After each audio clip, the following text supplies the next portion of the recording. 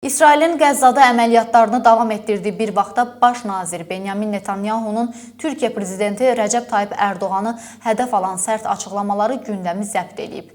Beynəlxalq əlaqələr üzrə ekspert, politoloq Cihan Güneyli yerli mediaya şərhində bu tendensiyanın səbəblərinə aydınlıq gətirib. Ekspertə görə Türkiyə həm hərbi gücü, həm geosiyasi mövqeyi, həm də tarixi və mədəni irsi ilə İsrailin ekspansionist siyasətləri qarşısında ən ciddi maneədir. Türkiyə regionda İsrailin soyqırım və genişlənmə siyasətini əngəlləyəcək yeganə dövlətdir. NATO-nun ikinci ən böyük ordusuna sahib olması, Avropa və Qərblə tarixi bağları, eyni zamanda BRICS və Şanxay Əməkdaşlıq Təşkilatı kimi qurumlarda iştirakı onu həm Qərb, həm də qeyri-Qərb bloklarında təsirli oyunçuya çevirir. Mütəxəssis Türkiyənin son illərdə atdığı addımların İsrailin regional strategiyalarını dəyişdirdiyini xatırladıb. Qarabağ müharibəsində Azərbaycana dəstək, Liviyada aktiv iştirak, həmçinin Şərqi Aralıq dənizində enerji planlarını alt-üst etməsi bunun əsas nümunələri sayılır.